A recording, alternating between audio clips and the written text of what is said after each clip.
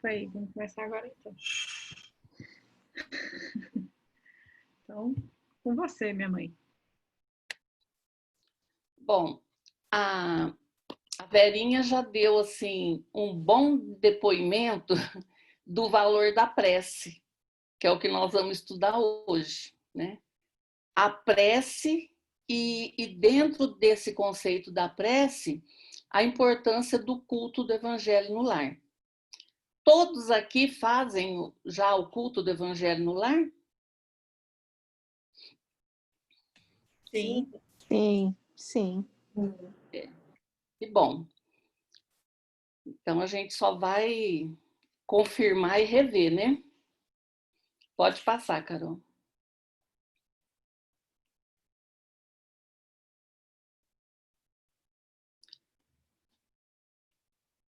Então, aqui traz a definição da prece, que ela é uma forma da gente invocar, se conectar com Deus, com aqueles que nós fazemos a prece, né? Nós temos os intercessores, que a gente faz a prece para Jesus, para Nossa Senhora, quem tem santo de devoção, para o nosso anjo protetor, mas essas preces que nós fazemos são preces que vão chegar a Deus, né? Eles intercedem por nós. Então, a gente sempre costuma dizer que a prece é o nosso contato maior com Deus, porque mesmo que a gente faça a prece a algum desses intercessores, a prece chega a Deus, né? E tem vários objetivos a prece. Aí diz que pode ser um pedido, um agradecimento, uma glorificação e também uma intercessão, né? Quando a gente intercede pelo outro, que a gente reza pelo outro, faz prece pelo outro, seja encarnado, seja desencarnado, né? Então, essa invocação que a gente faz, nós podemos fazer por nós mesmos e pelo outro. Pode adiantar, Carol. Gente, vocês vão falando também, tá? Você sabe, Odete, que me passou uma coisa aqui pela cabeça quando você falou, né? Eu fiquei imaginando, com tantos intercessores, graças a Deus, será que existe um departamento de recebimento das preces? Tem. Porque existe. André Luiz escreve isso. Ai, conta. Mais para frente eu vou falar, quando falar melhor sobre a prece, Então eu vou tá. te falar. Então tá. Pode adiantar, Carol.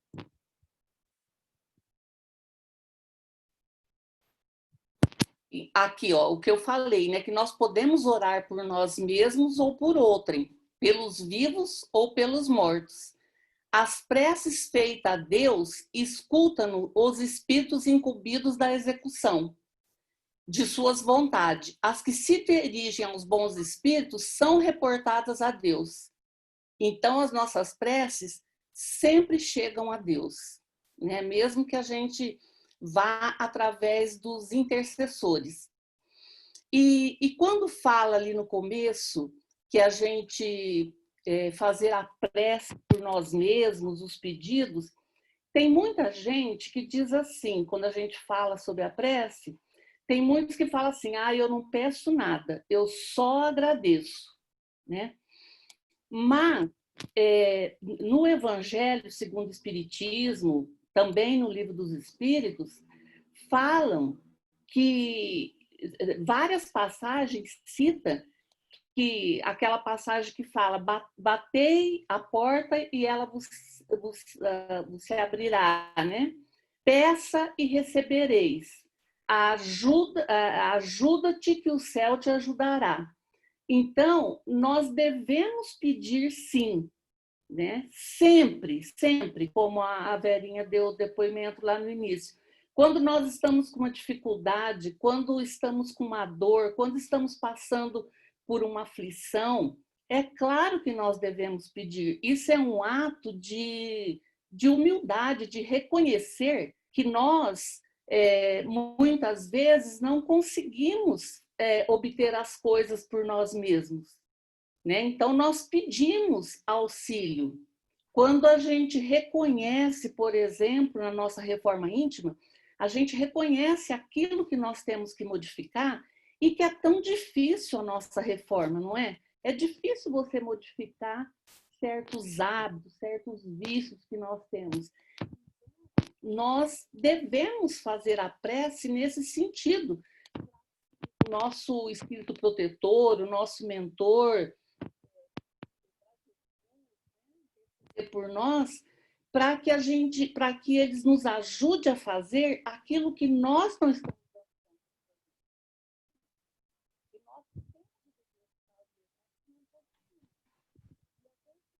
Mãe, seu áudio sumiu.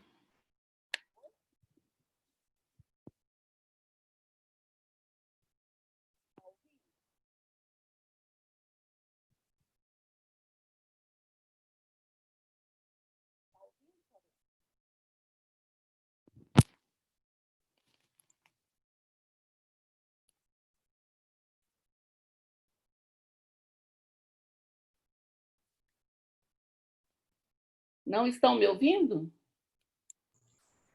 Agora voltou, Odete. Olha que coisa, por que será, né? Eu nem mexi em nada aqui. Vocês estão ouvindo agora? Sim, estamos. Ah, então Sim, tá. agora sim. Pode adiantar, Carol.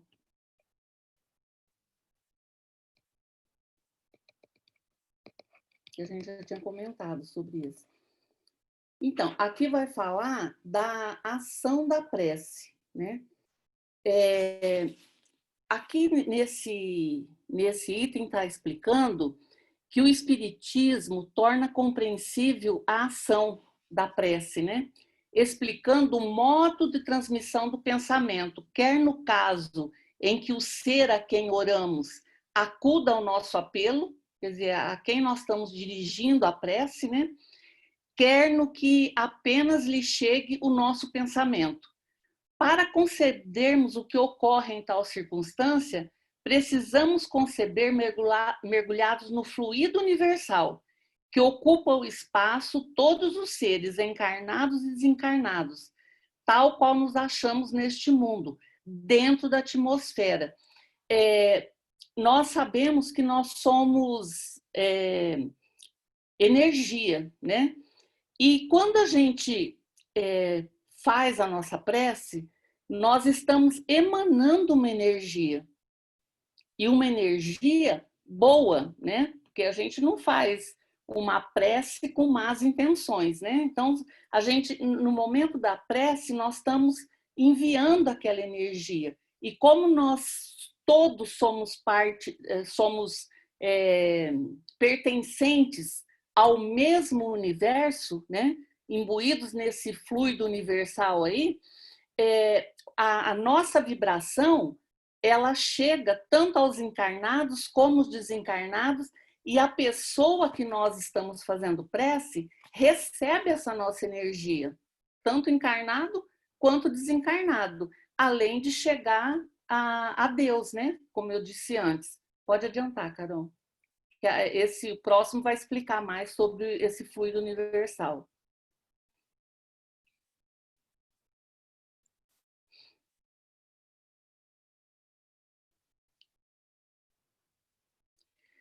Olha aqui, ó. Dirigido, pois, o pensamento para um ser qualquer, na Terra ou no espaço, de encarnado para desencarnado ou vice-versa, uma corrente fluídica se estabelece entre um e outro, transmitido de um ao outro pensamento, como o ar transmite o som. Está no pensamento o poder da prece, que por nada depende nem das palavras, nem do lugar, nem do momento em que seja feita. Pode-se, portanto, orar em toda parte e a qualquer hora, a sós ou em comum. Kátia, né? O que eu ia te falar sobre a prece, hoje nós estávamos estudando no nosso grupo aqui, nós estamos estudando Memórias de um Suicida. é outro livro que eu achei que jamais iria ler.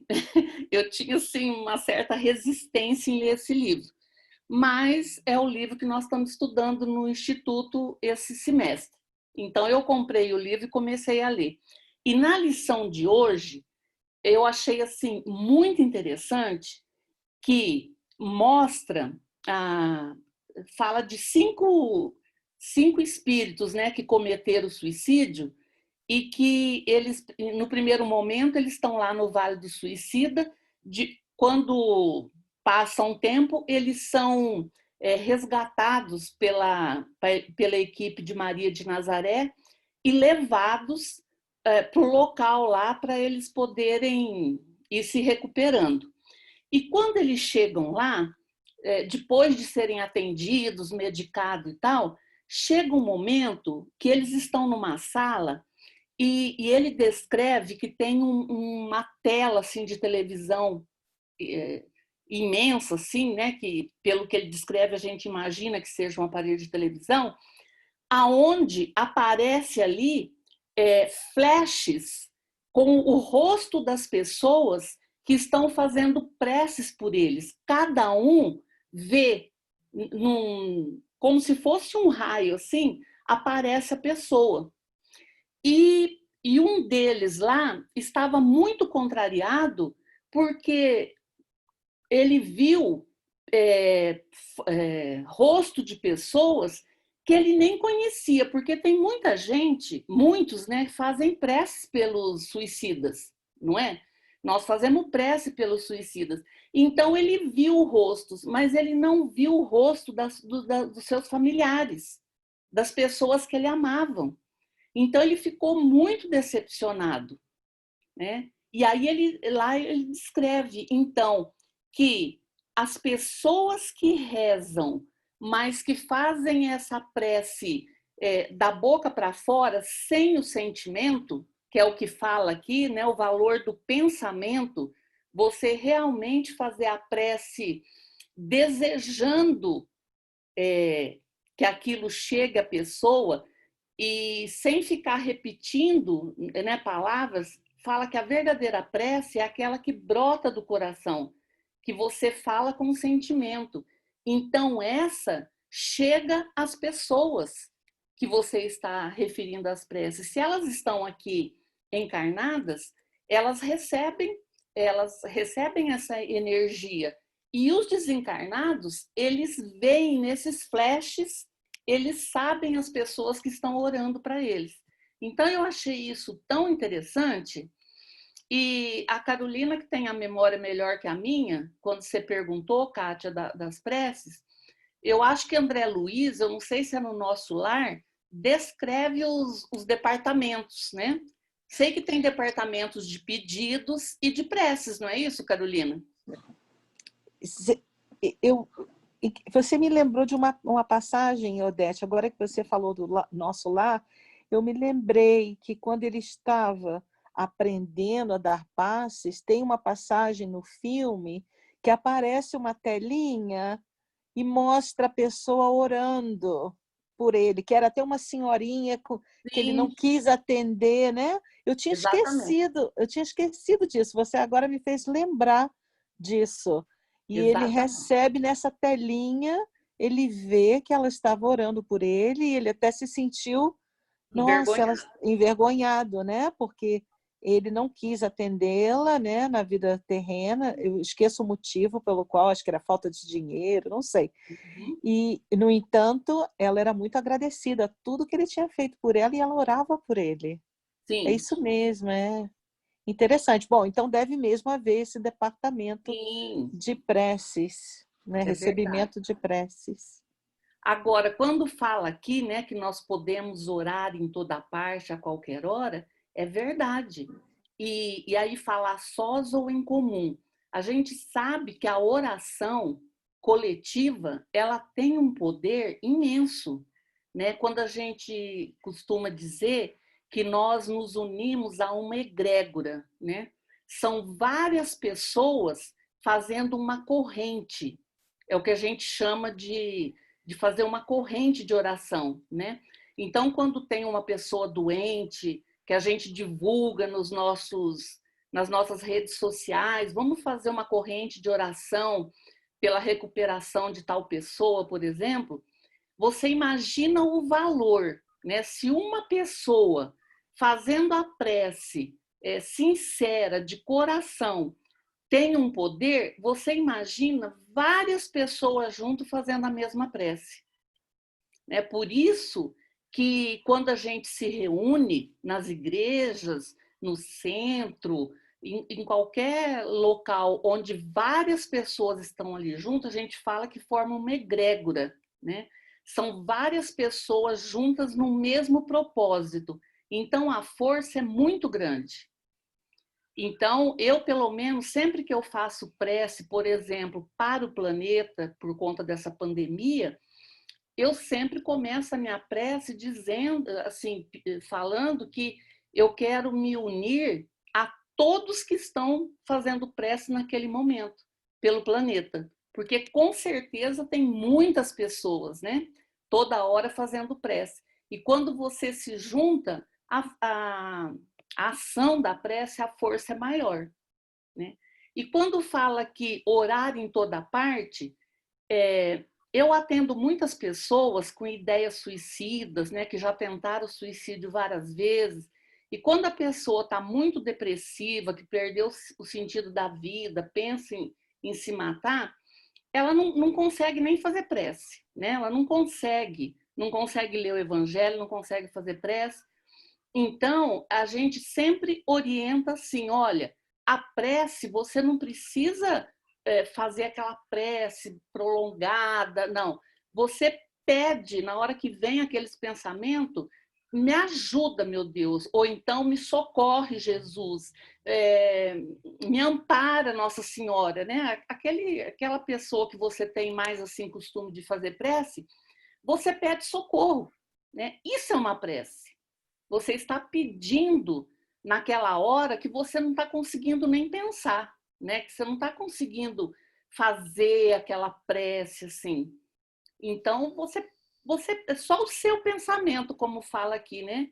Está no pensamento o poder da prece. Só pelo fato de você pedir na hora, né? Que ilumine, que interceda, já é uma prece, né? Não precisa ser essas preces enormes, assim. Tem pessoas às vezes me falam assim, eu não tenho nem tempo para rezar. Gente, fazer prece você faz o dia todo, né? Qualquer hora, na rua, na fila do banco, em qualquer lugar, né? É esse contato direto com o plano espiritual, com Deus. Pode adiantar, Carol. Gente, vocês podem ir falando.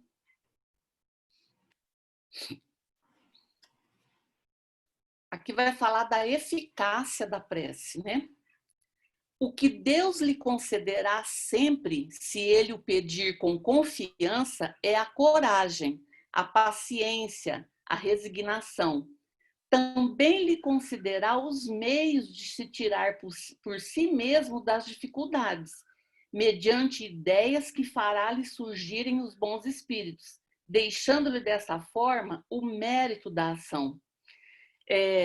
Então, através da prece, a eficácia da nossa prece é porque quando a gente pede, não acontece assim um milagre, né? Não é que, eu quero que aconteça isso e vai acontecer. Não, a prece nos dá coragem, nos dá paciência, nos dá resignação, nos dá superação das nossas provas.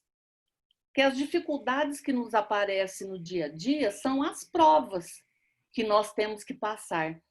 E então, mais para frente, nós vamos ver que fala que nós não devemos pedir para nos tirar as provas, né?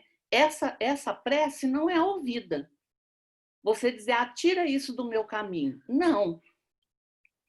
Nós devemos pedir essa paciência, essa resignação, força para superar a prova. Tanto é que quando você pega um fato e analisa várias pessoas que passaram por aquele mesmo problema, vamos dizer assim, para cada pessoa tem um significado diferente. Cada um enfrenta de uma forma diferente. Como a Vera falou no início, como que a prece nos dá tranquilidade, não tirou a dor, mas deu a tranquilidade para passar por ela. Né? Então a gente percebe que quem tem esse hábito da prece, quem tem a fé e tudo coloca nas mãos de Deus e pede ajuda e pede socorro, atravessa as coisas aí que aparecem na vida com mais tranquilidade, né? Então, tem pessoas que você fala, nossa, mas essa pessoa tem problema demais. Mas é a forma que cada um enxerga a sua vida, né? Tem pessoas que perante um fato se desespera, outros já pensam na solução. E isso está muito relacionada à prece, né? Essa confiança que a gente tem em Deus e sempre contar, né, com essa ajuda para a gente poder ter, como fala aqui, as ideias, a intuição, né? Por isso que é muito bom quando a gente dorme pedir aquilo que nós estamos precisando, aquilo que nós precisamos esclarecer, o que nós devemos fazer, pedir a intuição dos bons espíritos, né? Que durante a noite a gente seja intuído, seja colocado para nós, né? Esclarecido as nossas dúvidas, para que no outro dia a gente levante com forças para enfrentar o que a vida nos apresenta, né? Pode adiantar, Carol.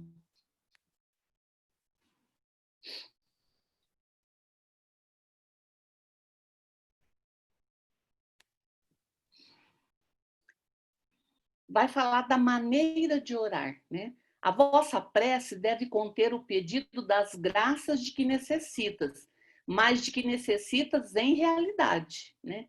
Inútil, portanto, pedir ao Senhor que vos abrevie a prova, que eu já falei, né? Que vos dê alegrias e riquezas. Rogai-lhe que vos conceda os bens mais preciosos da paciência, da resignação e da fé. Né? É isso que nós devemos orar por nós e pelos outros também, né? Pode adiantar, Carol. Uma outra coisa que eu ia falar no começo que eu esqueci, pode adiantar, é que a prece, quando a gente faz prece pelos outros, que o primeiro beneficiado somos nós, né? Porque por essa vibração nossa positiva, enquanto nós estamos fazendo a prece, essas energias boas passam por nós para chegar ao outro. É a mesma coisa da caridade, né? Quando a gente faz a caridade, os primeiros beneficiados somos nós, porque passa para nós para atingir o outro.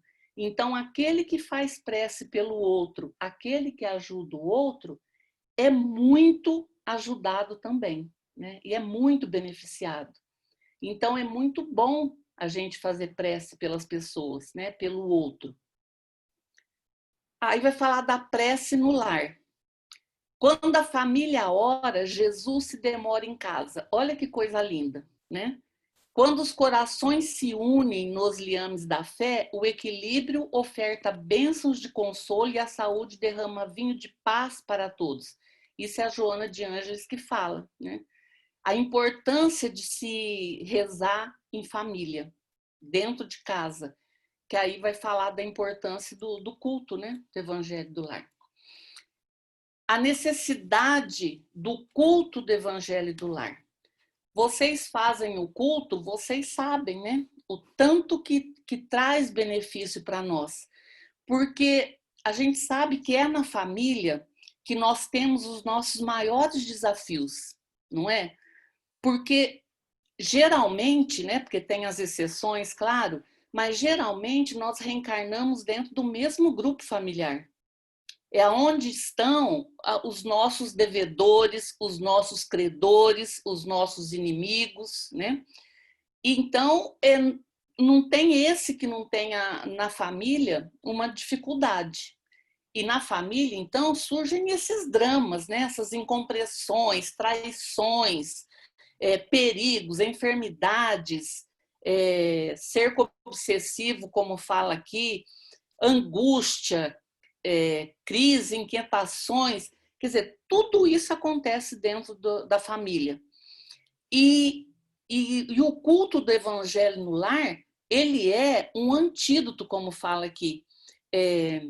Nós temos um livro que fala especificamente do culto do evangelho no lar, fala que quando nós fazemos o culto do evangelho no lar, nós estamos blindando a nossa casa contra a influência dos maus espíritos, porque quando nós estamos vivendo essas coisas que nos inquietam, que nos contraria, se a gente parte para briga, para esse tipo de coisa, a gente atrai espíritos inferiores para dentro da nossa casa, né? Porque tudo é uma questão de sintonia. E quando se pratica o culto, você muda essa energia da sua casa. Na hora você se conecta com os espíritos superiores, né? Então, por isso da importância. E fala que quando a gente faz o culto, nós iluminamos não somente a nossa casa, mas a casa dos nossos vizinhos. Né? Fala que, assim, nós temos até nesse livro, tem até uma foto da casa que está fazendo o culto do evangelho toda iluminada e essa luz irradiando para todos os vizinhos. Então, eu moro num prédio, sempre que eu faço o culto aqui, eu imagino, né, a luz vindo e tomando todo o prédio, quer dizer, beneficiando todos os meus vizinhos, né, até aqueles que não oram, né, que não rezam. Então, é maravilhoso. Por isso da necessidade do culto do evangelho no lar, para nós blindarmos a nossa casa e trazer a proteção dos bons espíritos. Pode adiantar, Carol. Então, o que é o culto, né, do evangelho no lar? Trata-se do estudo do evangelho de Jesus em reunião familiar. Então, ele é realizado no ambiente doméstico, é precioso empreendimento que traz diversos benefícios às pessoas que o praticam. Quando nós temos na família, porque geralmente, né, quando a gente estuda dentro da doutrina sobre o evangelho do lar, a gente fala do evangelho segundo o espiritismo, né? Mas a gente, nesse livro que eu falo do Evangelho no Lar, lá orienta que quando, por exemplo, só você é espírita, o seu marido ou sua esposa não é espírita, ou outras pessoas que moram na casa, é de outra religião, não precisa necessariamente fazer o Evangelho segundo o Espiritismo. Pode-se ler a Bíblia, né? Que é a Bíblia é universal para todas as religiões. Se tem mais católicos, por exemplo, na sua casa e só um espírita, faça a leitura da Bíblia e a leitura de um livro católico, né? Não, o Evangelho no Lar não significa que nós estamos fazendo uma pregação da doutrina espírita. Não. É trazer Jesus para o nosso lar mesmo, é a prece, é a oração em família. Então, não importa o que você vai usar, que tipo de leitura você vai fazer. Porque, às vezes, eu já vi pessoas falar assim, eu faço o culto sozinha porque só eu sou espírita na minha casa. As outras pessoas não gostam do espiritismo. Não, então, faça uma reunião com todos e faça a leitura que todos concordam, que a maioria pelo menos concorda, né? Porque o importante é estar reunido. Agora, claro, se as pessoas não quiserem fazer, elas têm o direito de não participar, né? Mas aí você faz sozinha, não tem problema nenhum. Você está beneficiando você e o seu lar, mesmo as pessoas não participando. Pode adiantar, Carol. Aqui traz um roteiro, né? Que necessariamente não precisa seguir assim, mas é um roteiro. Geralmente a gente faz uma leitura de uma mensagem, né? faz a prece inicial. Nessa prece inicial, a gente faz os pedidos familiares, intercessão por outras pessoas, pode fazer, né? Eu costumo ter uma listinha assim das pessoas, né, que eu faço prece. Você pode fazer prece pelo planeta, aí estuda o Evangelho de Jesus, né, ou a Bíblia, como eu falei. Se você está em mais pessoas, é bacana ter essa conversação fraterna, né, discutir o que foi lido, o que as pessoas estão pensando. E quando a gente faz essa prece inicial, a gente já pede a fluidificação da água, né? É bacana cada um colocar o seu copo ou a sua garrafinha de água. E nessa fluidificação, pedir para que ali seja colocado o remédio que cada um necessita, né? Individualmente. Fazer a prece de agradecimento, né, no final. Agora, é uma recomendação que a doutrina espírita faz, que para nós espíritas, né, que acreditamos na influência aí dos bons espíritos, a gente escolher um dia na semana e um horário fixo. Porque se vocês já leram aí, claro, né, sobre o mundo espiritual, o Nosso Lar, as outras obras, você vê como eles são, como que os espíritos superiores, como eles são organizados, né? Como eles são tudo na hora certa, tem toda uma organização. Então, se nós queremos contar com a presença dos bons espíritos, é melhor a gente escolher, falar, olha, igual aqui em casa, nós fazemos toda segunda-feira, 8 horas da noite, que é um horário que ficou bom para todo mundo. Então, você sempre fazer naquele dia, naquele horário. Não precisa ser uma vez só por semana, né? Eu conheço famílias que fazem todo dia. Ou então, nessa época de pandemia, né? Quando se tem uma doença em casa, pode-se fazer todo dia, né? Quanto mais fazer a prece, melhor, claro. Mas pelo menos uma vez por semana, mas no horário fixo, né? Para a gente contar com a presença dos espíritos superiores conosco. Pode adiantar, Carol. Eu falo muito, viu, gente? Vocês não vão falando, eu vou falando. Aí vai falar da água, né, fluidificada. Aqui vai trazer uma citação de como é magnetizada, né, essa água, que o André Luiz relata lá no livro Entre a Terra e o Céu. Vai falar que a dona de casa, né, separa lá a água e que Hilário e eu magnetizamos, quer dizer, os bons espíritos que estavam ali magnetizando a água, né? Pode adiantar, Carol. E essa água, nós podemos depois, né, se está numa garrafinha, você pode não deixar ela acabar e sempre refazendo, né, para você ter sempre a água fluidificada.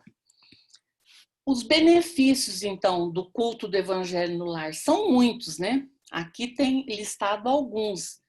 Permite ampla compreensão dos ensinamentos de Jesus e a prática desse no ambiente que vivemos. Se nós vamos estudar o Evangelho, né, por exemplo, nós vamos estar aprendendo sobre Jesus, né, as lições que ele nos dá. Amplia-nos o conhecimento do Evangelho para o oferecermos com mais segurança. Orienta os familiares para uma conduta cristã, porque no Evangelho nós temos um verdadeiro guia de vida, né? Finaliza perturbações, predispõe à paz, aumenta o conhecimento e a coragem, auxilia-nos a conviver na família, atrai para o convívio doméstico espíritos superiores, afasta os espíritos de índole inferior. O ambiente torna-se posto avançado da luz, né? Olha que maravilha, a gente saber que a nossa casa está sendo um poço de luz ali naquele momento, né? E se tem espíritos inferiores ali, quando a gente faz o culto do Evangelho no lar, nós sabemos que se eles permanecem ali, eles estão sendo evangelizados também, né? Se os espíritos superiores permitem que eles fiquem ali, é para também aprender conosco. Então, por isso que mesmo quando a gente faz o culto sozinho, a gente pensa que está sozinha, né? Porque a gente não está, é bom a gente fazer a leitura em voz alta, né? E eu sempre, pelo menos, faço no início, quando você faz as preces, pedir para as pessoas que estão ali presentes e para os desencarnados presentes também, porque com certeza tem, né? Pode adiantar, Carol.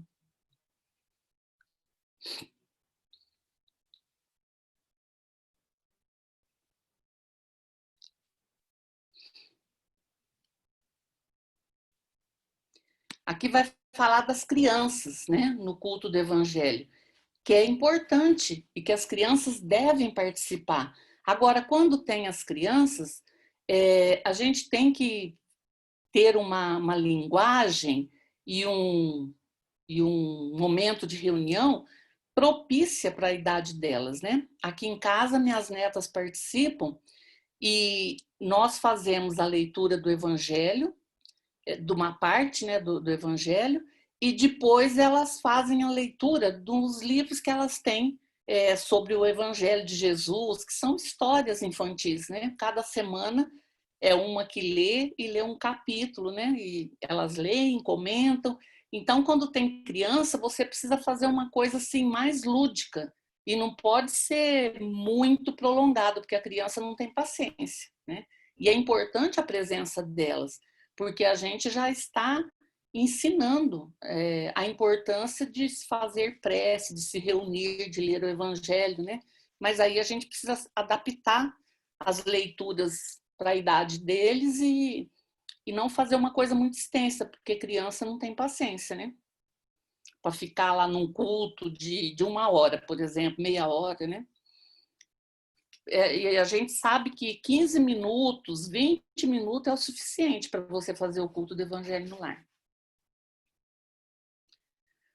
Aí vai falar da prática, né, do culto do Evangelho no lar. Aprenderás que semelhante prática vale por visita de nossos corações ao eterno benfeitor, que nos tomará o esforço por trilho de acesso à sua divina luz, transformando-nos o culto da Boa Nova em fonte de bênçãos, dissolvendo em nosso campo de trabalho todas as sombras da discórdia, da ignorância, do desequilíbrio e da irritação. Nós aqui do Centro Paulo de Tarso, que eu participo, nós trabalhamos muito essa questão do culto do Evangelho no lar. E nós temos o que a gente chama de caravana. Então, nós temos uma caravana, que são as pessoas, né, do centro, que fazem o culto do Evangelho no lar para os pacientes que fazem o tratamento espiritual na casa. Então, quando os pacientes se inscrevem ali e começam a fazer o tratamento, tem uma equipe que vai na casa desses pacientes fazer o culto do Evangelho no lar. E chegando lá, fazem o culto com eles e pergunta se eles têm a prática de fazer, se eles falam que não, então a gente pergunta se eles gostariam de fazer. E aí nós temos uma outra equipe, que é uma equipe de implantação do culto. Então, se a família fala que quer fazer, mas não sabe como começar, essa equipe vai 3 vezes na casa da pessoa, 3 semanas, né? Vai lá e faz o culto com eles. Cada dia faz uma explicação de uma parte do culto e faz o culto. Na outra semana vai, fala mais um pouquinho e faz o culto. E na terceira semana também, para depois a família continuar sozinha. E nós temos uma outra equipe que faz o culto na casa das pessoas que pedem, né? Por exemplo, chega alguém lá e fala, eu gostaria, minha mãe está na cama, eu gostaria que vocês fossem lá. Então, tem essa equipe que atende os pedidos, não necessariamente quem está fazendo tratamento na casa. E tem uma outra equipe que faz o culto do Evangelho na casa dos espíritas que frequentam o curso e que por algum motivo está afastado, está doente, não está podendo frequentar o centro. Aí essa equipe vai até a casa dessa pessoa, fazer uma visita, né? E faz o culto do Evangelho do Lar lá. E agora eu quero muito fazer, um desejo do meu coração, fazer o culto do Evangelho no Lar no presídio aqui de Uberlândia. Porque eles têm, né, visita, eles têm atendimento dos evangélicos e dos católicos. E eu tenho uma amiga assistente social que trabalha lá e ela falou que não tem, os espíritas, não tem nenhuma casa espírita que vai lá. E eu estou querendo arrumar mais pessoas lá do centro para a gente fazer esse culto lá no presídio, né? Para quem, os detentos que quiserem, obviamente, né? Porque entre eles tem espíritas também, ou pelo menos simpatizantes com o espiritismo. Que aí a gente pode ir fazer o culto, dar o passe neles, né? Fazer água fluidificada. Então, eu tenho esse desejo no meu coração. Vamos ver se vai dar certo. Quando eu tive esse desejo, logo entrou a pandemia, né? Aí estamos fazendo tudo online, então vamos ver quando voltar. Pode adiantar, Carol. E todos os encontros que nós fazemos na Casa Espírita, a gente fala sobre o culto do Evangelho no Lar. Todos os eventos. A gente divulga muito. Aí, para finalizar, né, tem a mensagem aí de Jesus em casa, porque fazer o culto é chamar Jesus para nossa casa, né?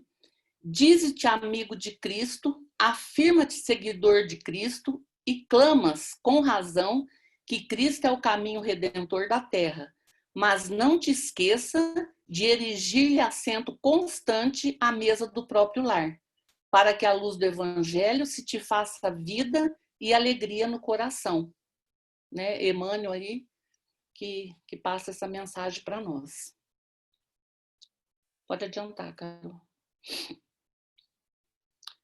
Aqui agora, né, é o último slide, que traz os livros aqui que a gente pode usar no caso de espíritas, né? Esse livro aqui, por exemplo, esse das crianças aí, é um deles que as meninas usam aqui em casa. Tem um livro que fala sobre família, o Jesus no Lar é muito bom, né? Do Chico Xavier, o Evangelho, tem aquele Fonte Viva. Durante muito tempo aqui em casa nós usamos o Fonte Viva, a mensagem inicial, né? Depois fazia o Evangelho. Quando eu fazia sozinha, eu fazia a Fonte Viva, fazia o Livro dos Espíritos, eu seguia a ordem assim para estudá-lo todo, né? E depois o Evangelho. Então é isso. Se vocês tiverem dúvidas, a Carol responde. Né, Carol? Eu dei aula? Como assim a Carol responde? Você sabe mais do que eu. Então você tirou isso? Claro que sim. Ela dá aula para mim. Uhum. Vou falar. Poxa, muito, muito bom, muito bonita, Verinha. A gente estava comentando, né, da beleza, né, dessa lição de hoje, né, de sua exposição.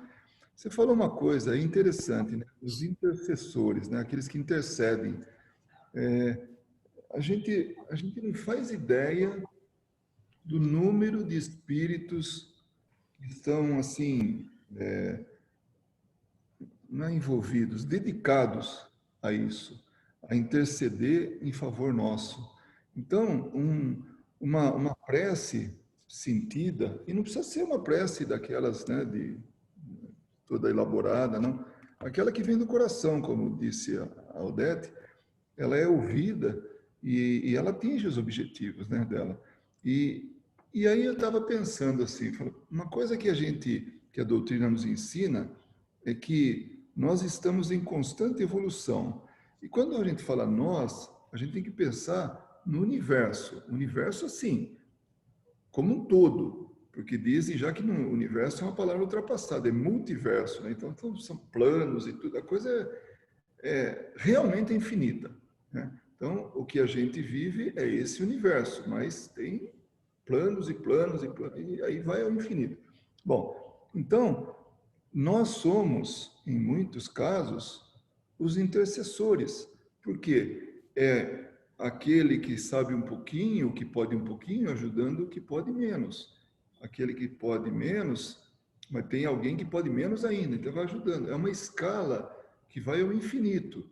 Então, e daqui para cima, nós falamos daqui para baixo, né? De nós para baixo, mas daqui de nós para cima, assim, em termos evolutivos, na evolução moral, também é infinito. Então, é uma escala de espíritos, um ajudando o outro, porque o objetivo final é a evolução do todo, né? Claro que, como está em constante assim, criação, a criação não para, tem sempre oportunidade de ajudar. Então, é como, de vez em quando eu falo assim, nós vamos ter emprego para o resto da eternidade, né? Ou seja, para toda a eternidade. O nosso emprego é ajudar as pessoas, né? É auxiliar. Então, nós somos também intercessores, respeitadas as proporções. Então, nós somos aqueles que estão ajudando. Quantos de nós... por exemplo, o que aconteceu com a Verinha. Ela não estava bem. Quantas pessoas não fizeram prece? Quantas pessoas não vibraram positivamente para ela? Então, estão sendo esses que estão intercedendo em favor dela. E assim, no plano espiritual, está lotado. Basta que a gente peça. Como o Odete falou, batei-vos a porta e ela se vos abrirá. Então, não tem por onde se enganar, né? Cabe a gente fazer isso, né? E também, quando você falou na reencarnação, né, de grupos familiares, nós discutimos um pouquinho a respeito disso nas obras de Emmanuel.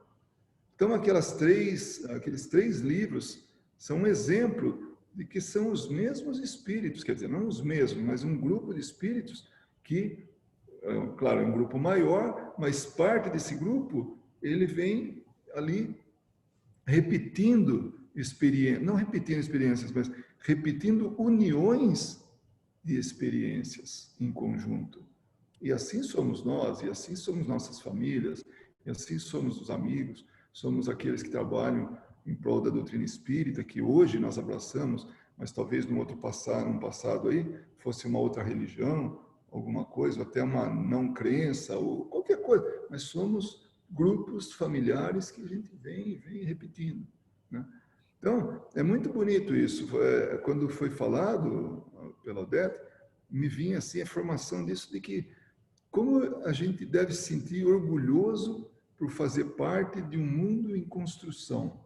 Eu não estou falando do planeta, não. Estou falando do universo. E a gente vai colaborando e tudo, e aprendendo, porque ninguém evolui sozinho. Nós podemos ter uma iniciativa individual, mas ela reflete no coletivo.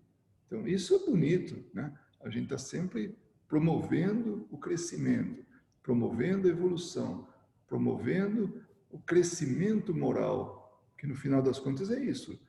É a moral que conta, né?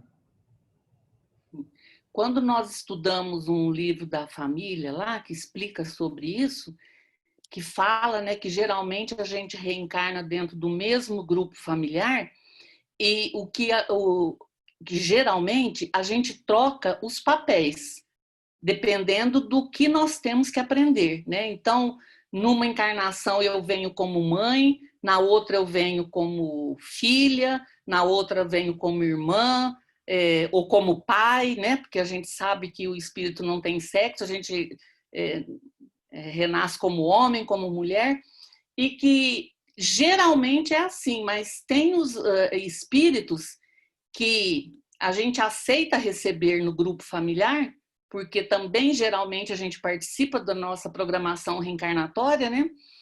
A gente aceita receber espíritos que não tem nada a ver com a família, que vêm para aprender conosco e nós aprendermos com eles. São aqueles espíritos talvez difíceis, né? Que até muitas famílias falam assim, poxa, é uma pessoa que não tem nada a ver com a família, né? E realmente, às vezes, não tem, né? Então, tem essas exceções, né? E quando eu falo que também, geralmente, a gente participa da nossa programação, porque tem também as reencarnações compulsórias, né? Daqueles espíritos que se recusam a reencarnar, que não querem progredir, mas chega uma hora, eles têm que reencarnar, querendo ou não querendo, né? Mas, geralmente, a gente participa, né, da programação e a gente aceita vir na família que a gente vai vir, aceita os pais que teremos, aceita os filhos que teremos, né? Não É dá nem muito para bonito, reclamar, né? né, Beto? Não temos nem por onde correr. Mas Não, o que você falou, ainda que seja uma primeira experiência, a gente não se conhece, não conhece aquele que vem, mas a partir dali acabou de se estabelecer o vínculo, né? sim. E aí de novo, é para sempre, vai fazer parte da família, né? Por isso que fala que a nossa família espiritual é imensa, né? É imensa. É imensa e país, distância geográfica não diz Sim, absolutamente nada, sim, nada. Porque é impressionante a gente ver como é que Deus age e une todos aqueles, independente de onde moram geograficamente, né? É impressionante. Isso acontece no círculo de amigos, acontece na família, né? Não tem distância física que impeça aqueles que se procuram, né? Porque eu acho que a gente acaba procurando, nós acabamos nos procurando e a gente se encontra de uma maneira ou de outra, né? É só uma questão de tempo. Interessante. Eu gostei muito da sua apresentação, Odete. Muito obrigada. Viu, Kátia? ah, de nada. Oi. Isso que você falou, pensando de uma maneira pequena, pequena assim, de pequena distância, uma pessoa muda de cidade, não importa o país, muda de cidade. Então, Uhum. estabelece os vínculos, reencontra outros, enfim, aquilo são os mesmos. Aí vamos pensar agora numa pessoa que sai de um estado e vai para o outro, mais longe, mas também mesma coisa. Tem outro que vai de um país para o outro, né? Mesma coisa. Quantos de nós já não tivemos a nossa experiência, por exemplo, na França, né? Como uma carta de um amigo aí, deixou bem claro isso aí, ó. Lá no nosso encontro na França, nós decidimos, depois daquilo, vir para cá, né? Na América. Então, nem falou de Brasil, né? Então, tá lá. Aí, se você for pensar em exilado, tipo exilados de capela, né? Poxa, nós estamos falando já de mundos, não estamos falando mais de cidade, de estado, de país. Não, nós já estamos falando de mundos. Ou seja, somos cidadãos do universo, nem do mundo, é do universo. Olha que coisa. Realmente, essa grande família que a Odete falou, é uma família imensa e cada vez mais a gente conhece mais, se vincula mais.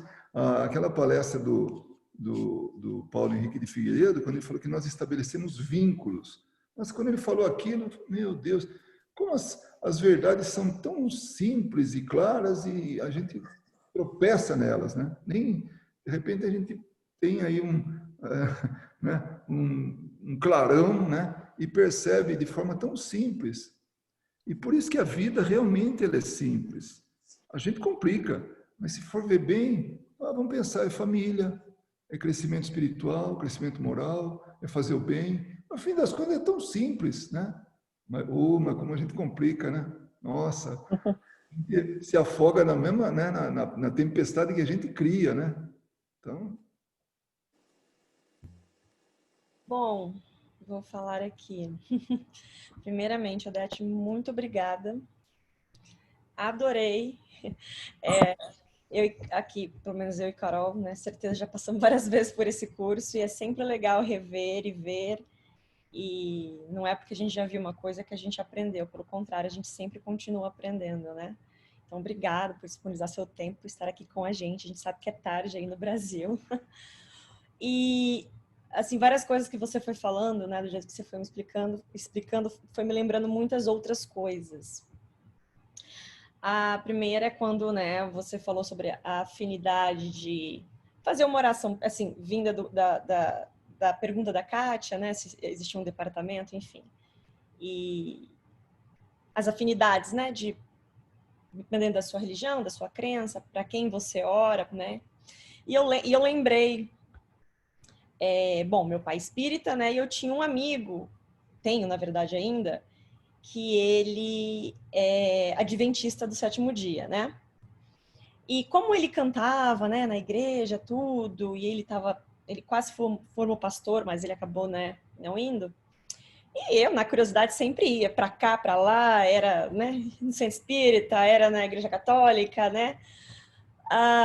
E eu acabava indo porque ele pedia pro, né, nosso grupo de amigas, vão lá me assistir, eu vou pregar hoje, ou eu vou, enfim, eu ia mais pela música, que eu achava muito legal, achava muito animado. E aí eu cheguei numa conclusão na minha cabeça e fiz uma pergunta pro meu pai, né? Aí eu falei assim, pai, na igreja católica, eles rezam para os santos. E os santos foram pessoas, né? Sim. Na evangélica, geralmente, eles falam muito só de Deus, mesmo que eles citam, né? Jesus, é porque eles estão muito focados no Antigo Testamento, né? Mais de Deus. E o espírita só fala de Jesus e Deus. Tem diferença para orar para cada um deles? Porque na minha cabeça, assim, era errado, né? E ao longo do tempo, claramente, né? Depois que a gente vai estudando, vai aprendendo. E aí meu pai, assim, para não entrar no mérito das questões, explicar ainda, que eu era muito nova, falou, olha, se é do coração, pode rezar para quem você quiser, né? Porque todos vão chegar a Deus, que é o que você explicou, né? Todos vão chegar a Deus, pode rezar para quem você quiser. E ao longo do tempo, né, e é muito interessante isso que você falou, se a maioria das pessoas que residem na sua casa, no seu grupo, for de outras religiões, ou de religião nenhuma, vamos fazer o que a maioria, né? Não deixar de fazer as orações, os estudos. Foi muito interessante o que você falou. Porque mesmo nós, que nós nos consideramos espíritas, né? E conheço outros espíritas que têm uma visão muito errada, né? Por não, talvez, conhecer, né? Por falta de conhecimento, de estudar, sobre os irmãos católicos. Mas você não pode ficar no pé de um barro de santo rezando, né? Isso é uma visão muito errada, né? Porque todas as orações que vêm do coração e são sinceras, né? São levadas para a direcionamento daquele, né? Ou daquela que você está rezando e são levadas para Deus.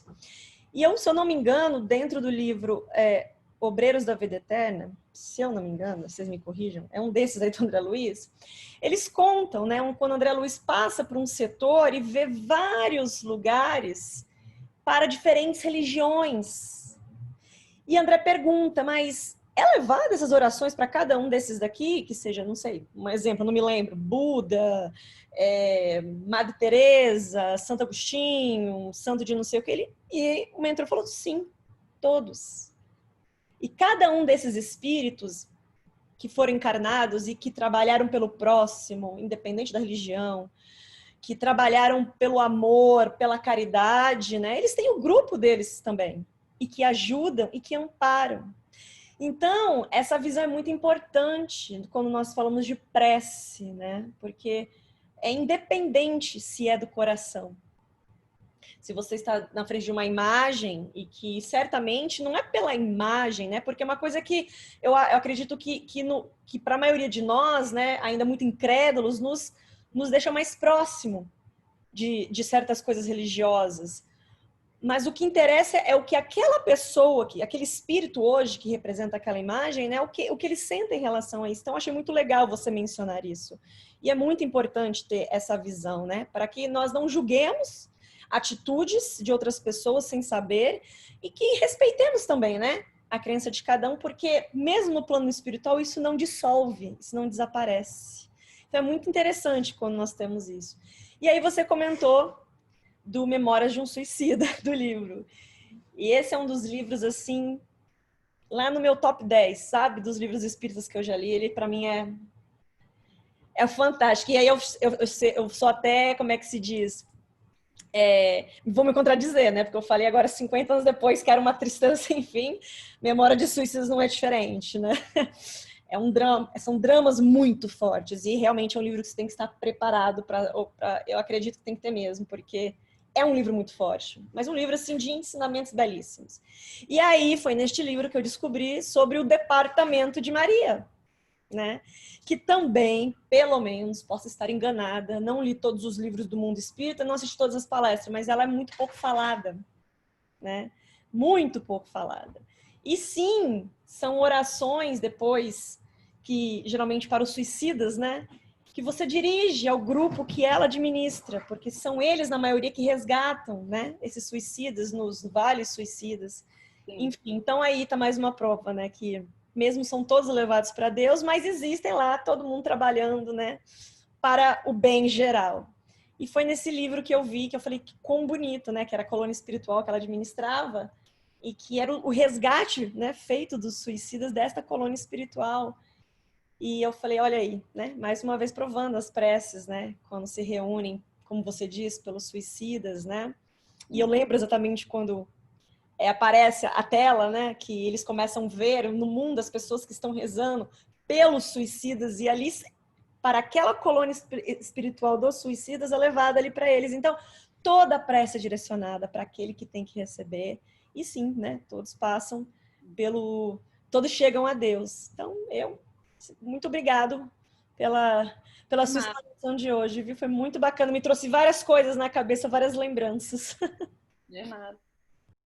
Até essa questão da prece, inclusive no livro, acho que é No Mundo Maior, ou Entre o Céu e a Terra, sei lá, um desses aí dessa coleção de André Luiz, que agora eu não vou lembrar, Su, qual que é aquele ajuda aí, Péssima. Eu sei que é do André Luiz, mas qual dos livros? Não, aquele que a menina ora pela mãe, mas a mãe é a obsessora. Que todo livro é feito por conta de uma prece. Você tem ele aí na tua casa. Tenho, peraí, eu tô tentando lembrar. Eu acho que é No Mundo Maior, eu acho. Não, Eu acho que é. Esse livro todo, ele é feito fala, Luiz, qual que é o livro? prece. Porque a menina faz uma prece pela madrasta, que está enferma, que está de cama, e que está sendo... Ela faz uma prece para a mãe, porque a mãe desencarnou, para a mãe ajudar a madrasta, mas na verdade a mãe é que está obsediando a madrasta. E o livro começa com essa prece sendo atendida. E André Luiz fala assim, ué, mas como que vai atender essa prece, né? Tipo assim, a mãe tá obsediando? Falou, não, porque nenhuma prece fica sem resposta. Então, ou seja, todo o desenrolar da trama do livro inteiro, que é belíssimo, que é um livro assim que você fica assim, meu Deus, acho que, bom, os livros de André Luiz são muito, muito explicativos, mas esse tem muitos ensinamentos, e ele é todo... inclusive ele fala também sobre a importância da prece antes da gente dormir, né? Isso que a gente já sempre fala. Porque aí eu vou me desdobrar para onde que eu vou. E ele fala, André Luiz descreve de um espírito que experimenta em 2 noites diferentes 2 situações em que ele pede perdão para uma pessoa que veio se vingar e depois no outro ele que está lá cobrando uma dívida e esquece que passou pelo pesadelo na noite anterior. Então, assim, são coisas que a gente para e a gente não pensa, né, nessas coisas. Então, esse livro, ele é baseado inteiro numa prece.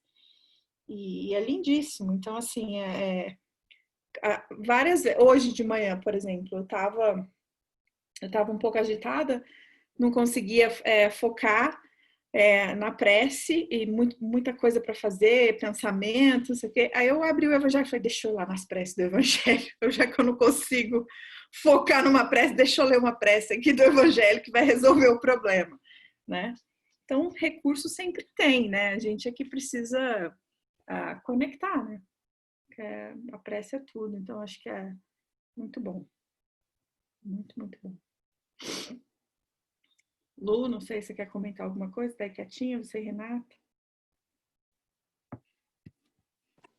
Estamos quietinhos, não, os quietinhos, ouvindo aí. Acho que os comentários todos foram feitos, né? A importância, o quão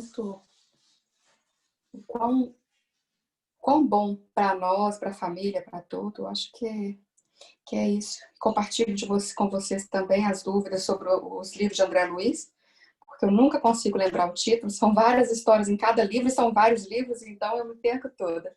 Mas, Odete, muito obrigada por essa aula, por essa contribuição, pelos seus ensinamentos. Obrigada mesmo. A gente estava aqui quietinho, prestando atenção, mas prestando atenção. Muito obrigada mesmo. De nada. Bom, então, temos algum voluntário para fazer a prece final? Para a gente encerrar? Eu vou voluntariar sua mãe, já que ela está aqui, não é? Já voluntario ela mesmo. Posso fazer. Vamos lá. Então, vamos fechar os nossos olhos, nos sintonizar com os espíritos amigos, com os nossos mentores espirituais, com os mentores espirituais das nossas casas espíritas, e elevando o nosso pensamento a Jesus, o nosso mestre, o nosso amigo, a quem nós temos como modelo. Senhor Jesus, obrigada por esta noite, obrigada por esta oportunidade de estudos, de estarmos reunidos em torno dos ensinamentos, do valor da prece, esses ensinamentos que nos faz relembrar o quanto nós somos abençoados, o quanto nós somos protegidos, o quanto nós somos auxiliados. Muito obrigado, Jesus, por todo o amparo, por todas as vezes que quando nós nos recorremos a Ti, somos atendidos. Obrigado por interceder sempre por nós, por levar nossas preces a Deus Pai. Pedimos também, Senhor Jesus, que abençoe a nossa noite de sono e abençoe a nossa semana, para que seja uma semana produtiva, cheia de boas atitudes, de boas ações e de boas preces. Fique conosco, Senhor Jesus, hoje, agora e sempre. Que assim seja. Graças a Deus. Graças a Deus. Graças a Deus. Boa noite, pessoal. Terminou o curso hoje? Que acabou o livro. Não, a gente ainda Tem aula da família. Tem a aula da família, tem acho que ainda mais 2 ou 3 aulas, não sei, Kátia. E aí depois vão ter mais aulas? Vai começar tipo um outro curso? Aí a gente vai começar a estudar o nosso lar. Ah, é. Nosso lar. Então tá, o nosso lar e os 50 mil anos aí do dinossauro que o Thiago falou. Tudo bem. Boa noite, pessoal. Você vê que eu já estou misturando os nomes Tchau, todos. mãe. Obrigada. Tchau. Tchau.